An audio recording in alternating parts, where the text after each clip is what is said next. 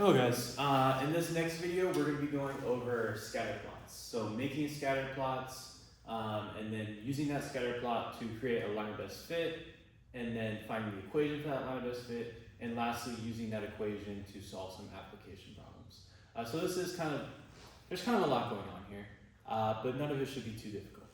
So first things first, we have data up here. This data is talking about someone's age compared to their hourly salary. So a lot of time with these scatterplot problems, the main time we kind of use them in real life is like if we're surveying people.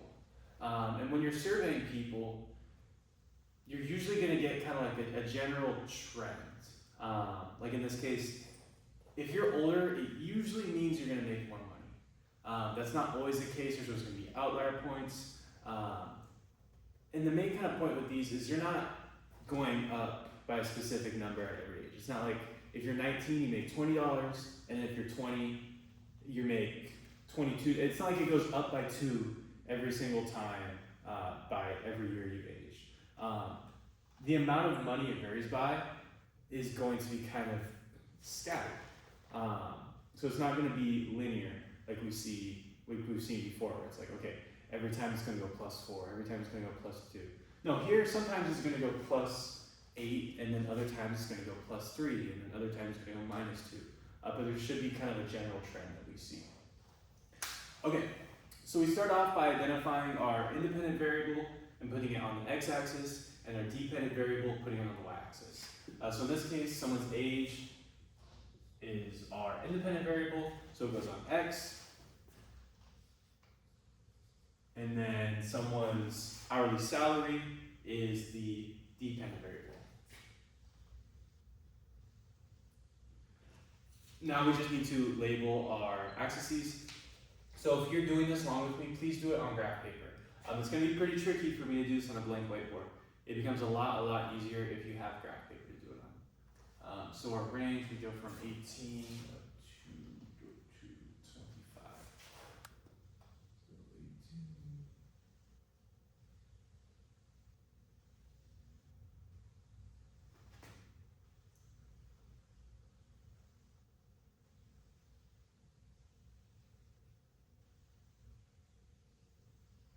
And then for the y, you can go up by however many you want. So let's see, we're going from 18 up to 31. So I'm probably going to go up by 2s. Let's see, start here, 18.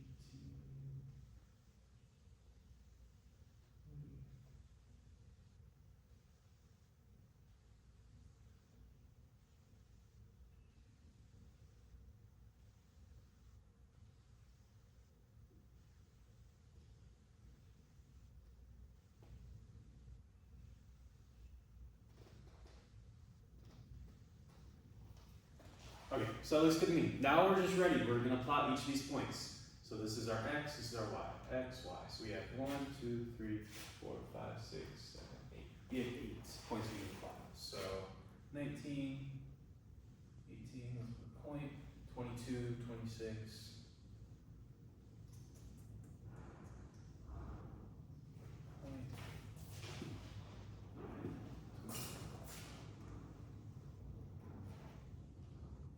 As I said earlier, it's kind of a struggle because I don't have graph paper. So just, I know it may look a little off.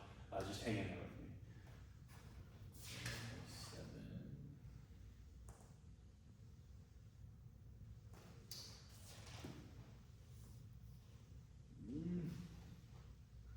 Yeah, whatever.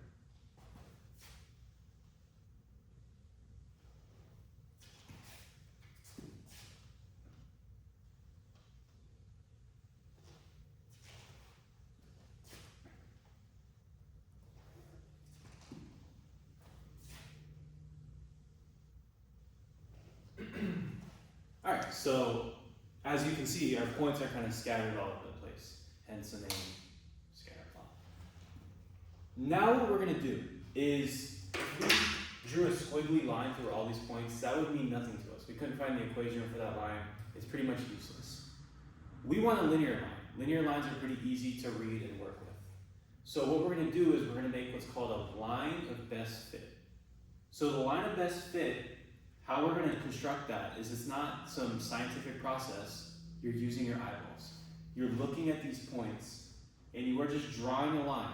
So everyone's line is gonna be different. Draw a line, just kind of estimating that's as close as possible to all of these points. So you kind of want it to be in the middle of all these points. So it may only go through a couple of those points. It may go through none of those points. But what you're trying to do is you want it to be as close as possible to all these points. So for me, like I said, this isn't going to be perfect. Mine's going to be different than yours.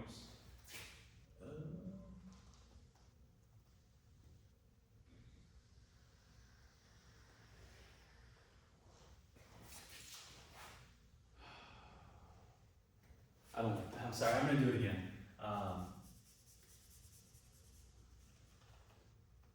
It's a lot easier if you have a ruler, because so you can kind of just like visually see it beforehand. I want mine to be a little higher. So let's see, probably like.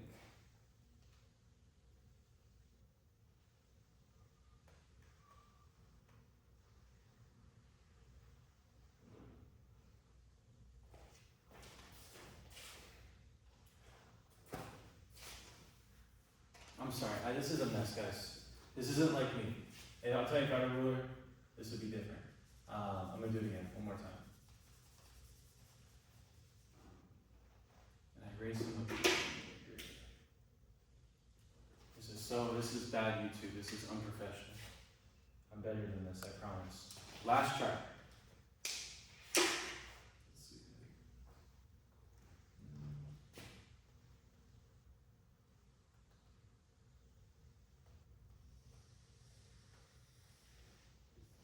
Whatever. That's it. That's what I'm gonna do. That's gonna be my line of best fit. Like I said, it's so hard doing this on a blank thing. So do it on graph paper. Use a ruler. It should be a lot easier. But even like when it comes on a test, like if your line's not perfect, if it's a little bit weighted more towards, it has some more points on top than on the bottom, that's fine. I don't care. There's no real wrong answer here. It's just you're just kind of trying to visually see like what's the point, what's the line that's as close to this as possible. So this is your line of best fit.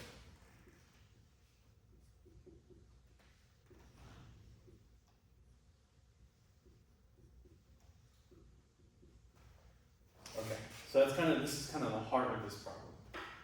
So now we have these problems off to the side. First things first, what is the correlation? So there's three types of correlation for these scatter plots. You can have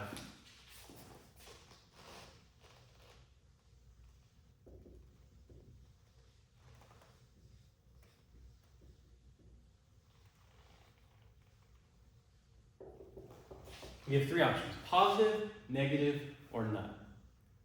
All this is talking about is the line of best fit that you're drawing, the points. Like, are they going up, or are they going down, or is there no correlation? So in this case, you could see that as someone's age gets higher, the salary usually gets higher, right? So our graph is going to be going up. So in this case, there's a positive correlation. But if the graph was going down, there would be a negative correlation. If there was no correlation at all, so if these points are just completely like all over the place, and your line of best fit would pretty much just be like a flat line, then there would be no correlation. But in this case, our line of best fit is going up, so it's a positive correlation. So now, this is the kind of trickiest part, is we're gonna find the equation of this line which is true. So I know it doesn't look like it, it's pretty squiggly, but this is a linear line. And if you guys remember, linear lines like that, they have the equation in the form y equals mx plus b. And if you guys remember, we did this in the past. To put a equation in slope-intercept form, you need to find m and you need to find b.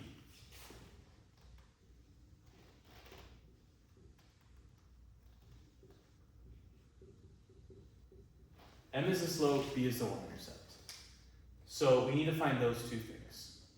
So how we do that is we go over to our line of best fit, and you want to label 2 points on that line. Again, you're kind of estimating here. So if you have any like corner pieces on your graph, where your graph intersects a corner piece, you can clearly see like, okay, it hits this point at 2, 10. Use that point. I'm just gonna try to eyeball it and find 2 points that are as close as possible to whole numbers, because whole numbers make things a lot easier. So I'll take this one. I'll take that point right there. And like I said, mine's not perfect because I don't have lines. I'm going to say this is at 19, 18.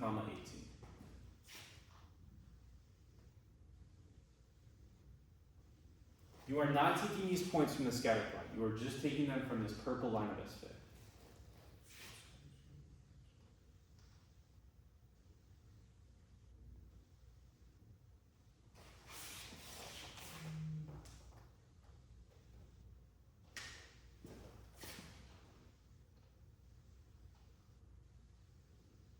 Take that point, which looks like it's at 21, 22.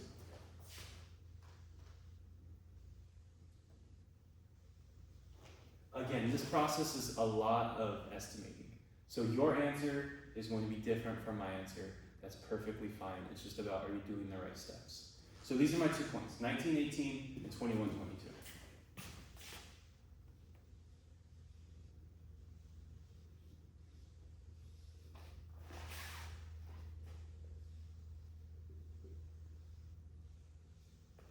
So we're going to first start off by finding slope. And if you guys remember, the formula for slope is m equals y2 minus y1 over x2 minus x1. So we have 2 points here. So we have 2 x's and 2 y's. So this is going to be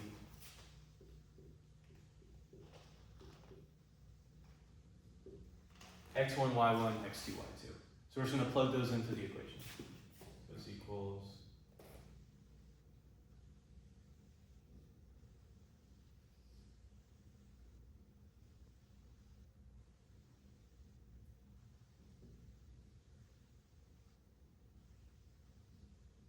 so for my slope, I got 2.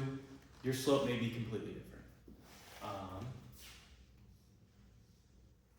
So now we know in this equation, we have, it's going to be y equals 2x plus b. So now we just need to figure out what b is. So to figure out what b is, you're going to have to use either of these 2 points. So we know what m is, and these 2 tell us what 2 values for x and y are. So you're going to plug in one of these x's and one of these y's. It has to be from the same coordinate, and then I'll leave you with b to solve for. So I'm just going to use this first one.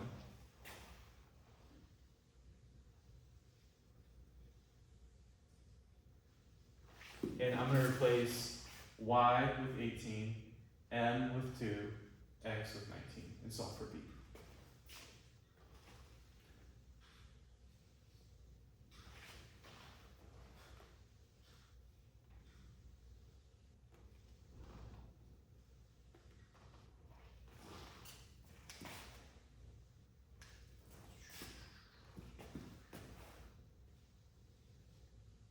Two times 19 is 38 plus b. We subtract 38 from both sides.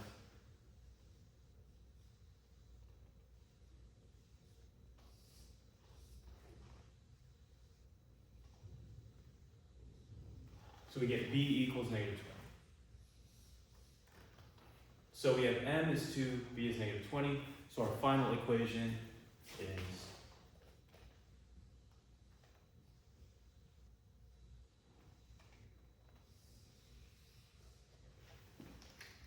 so now, if you're thinking about it, it doesn't make sense because if someone's 0 years old, you can't make negative $20. But this is kind of just for estimating. So like I said, it's not gonna, this equation isn't gonna be perfect. It's not gonna tell you exactly what someone is gonna make, but it's kind of giving you a general trend. Like someone's probably gonna be making around this amount, which can be very helpful. So how do we apply this equation? We're going to be applying it on these 2 examples here. But before that, you need to kind of understand what this equation is really saying. Because x and y, they're not just letters, they mean something. Remember, y is talking about the salary, x is talking about someone's age. So here, y is referring to salary,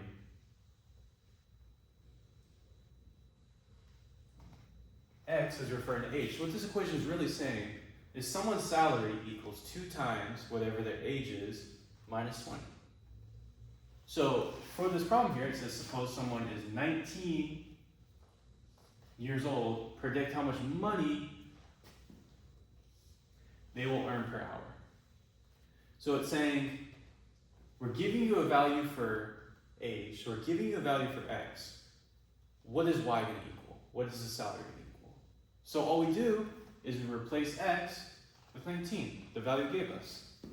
So we have Y equals 2 times 19 minus 20. The salary equals 2 times 19 minus 20. So Y equals 38. So we get Y equals 18. Well, what it's not asking us for Y, it's saying find the money. So this is talking about 18 dollars. Now, for the second one, it says suppose someone earns $35 per hour. Predict how old they are. So it's saying, here's a value for money for Y. What is X? What is their age? You're going to replace Y with 35 and solve for X. So you get 35 equals 2X minus 20. So remember, we're trying to isolate X by itself. So we got to get rid of this minus 20, get rid of this 2. So we do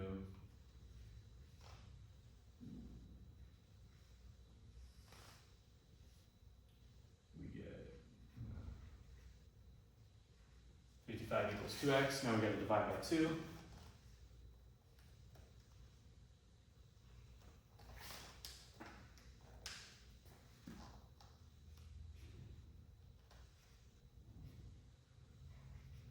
We get X equals 27.5. But remember, it's asking us for someone's age. So someone can be 27 and a half years old. So for their age, we're going to put 27.5 years old. Again, not going to be perfect, just kind of a general prediction. But this is how we're going to be using all this. It's a lot going on here. I hope I didn't overstimulate your guys' brains.